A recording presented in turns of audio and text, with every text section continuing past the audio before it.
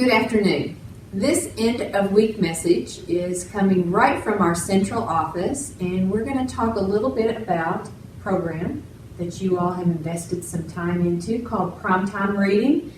As you know, reading is critical to our students, and we have worked on reading throughout the whole school year with a lot of programs, but a really dynamic program, Primetime Reading, has been going on in our school district.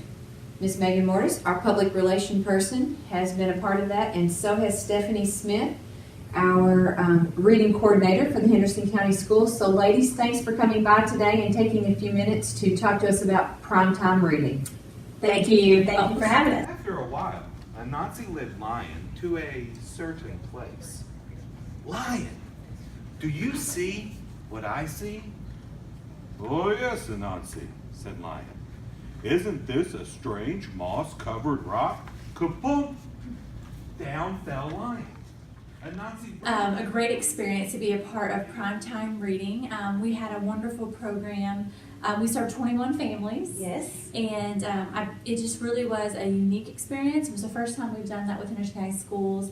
And it really was bringing together storytelling, arts and humanities, and just a love of reading. Yes, and a great book discussions too, teaching parents how to interact with books and their children and ask questions and really get authentic discussions. And it was students from across the district. Yes. So we had several schools involved. And it really was a community effort too. We had lots of donations and supporters. Yes, lots of donations from some churches, area restaurants. The public library came and supported us, so it was a great event. And we're really excited to announce that we're planning on it right now, doing primetime reading again in the fall. In the fall, yes, we will. The dates will be announced later after school starts in August. And just really thankful for the people that really were a part of primetime, especially our families that came and our students. But AJ Casey was involved, Rita Heron, Miss Swanson, the Magic Man / Balloon Man, yes. Mr. Daniel Heron was also a part of it. Just a really great team effort. Yes, and we want to thank the FRCs and all of our schools that supported us. The schools donated baskets for giveaways and helped us get the names of the families to come, so we want to thank them for their efforts too. It was just a great program, and we're looking forward to doing that again this fall. But for the summer, we've got a few things that we're kind of working on. Yes.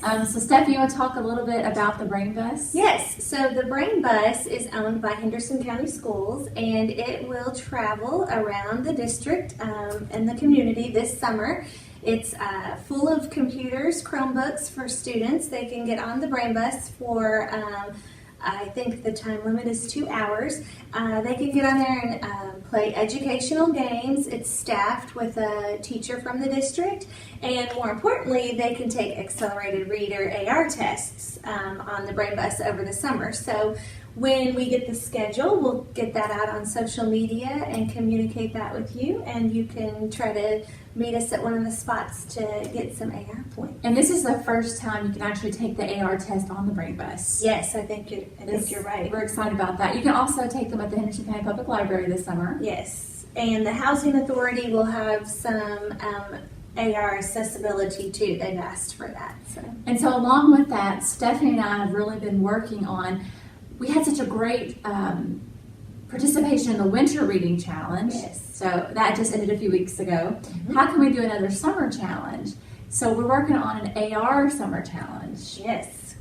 We're still working out details, but we will get those to you. But we will have some type of challenge for AR summer reading where you'll collect your points and details to be announced. Right? Yes, we're really excited about that opportunity. And like I said, with the Winter Reading Challenge, we're going to continue using that hashtag HCS Reads because it's truly about, we're always talking about the extra 20 minutes, but we want it to be a whole community involvement, not just our students and our schools focusing on it, but really pushing reading across the community. Yes, and so one way that we're doing that is through Babies Need Words.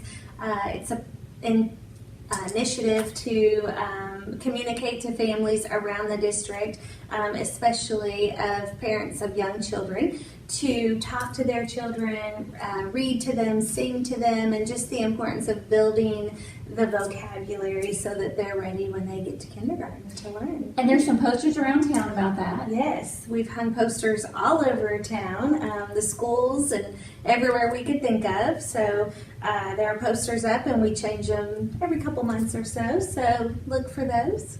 How important is the early start of reading and literacy skills? It is so important that children are read to and talked to. The Babies Need Words is an initiative that actually started with the American Library Association nationwide, and its true purpose is to bridge the 30 million word gap. So a child who is not read to, sung to, spoken, and interacted with, when they get to kindergarten by age 5, they have 30 million less words that they've been exposed to or know than more advantaged peers. So It's very important. very important. And very Yes. important to get those extra 20 minutes of reading in a day. Absolutely. Even for children that are already reading, your middle school kids, everyone should read 20 minutes a day. And especially this summer. Yes, every day. We don't want any backslide. That summer backslide, we're going to try to not have that this year by encouraging summer reading every day. Absolutely. And we have some books here, some children's books here on the table today. Some of these we actually use in prime time. But just, Stephanie, what is really one of your favorite books and why? Wow, I don't know. Or one of the primetime books I that you loved the enjoyed. primetime books that we did. I think that, you know, the Three Little Pigs is always a great story. Especially my heart is with the younger children as they learn to read and hear stories, and it's a familiar story that lots of children know. So I love this book because it gives a spin on that. And, you know, all the books that we shared at primetime and read at primetime, they were all AR books, and they all had great stories and just ways to build foundational background and interact with them. Absolutely. And part of prom time, too, if you're thinking about coming this fall, is we do the storytelling, but then we dive deeper into the books and have discussion about the content and even how it can relate to the world that we live in. Yes, absolutely. Great discussions, great ways to build comprehension and just talking about books, getting kids talking about books.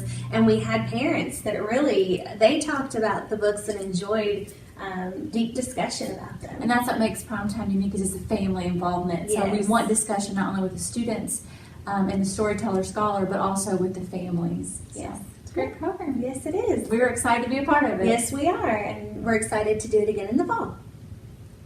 Well, ladies, thank you so much for your time today. I'm excited about hearing more about all of the programs that we'll have ready for this summer. We start reading in August when kids come, and we really never end. So thank you for your leadership, and we look forward to hearing more about our summer programs. You all have a great weekend.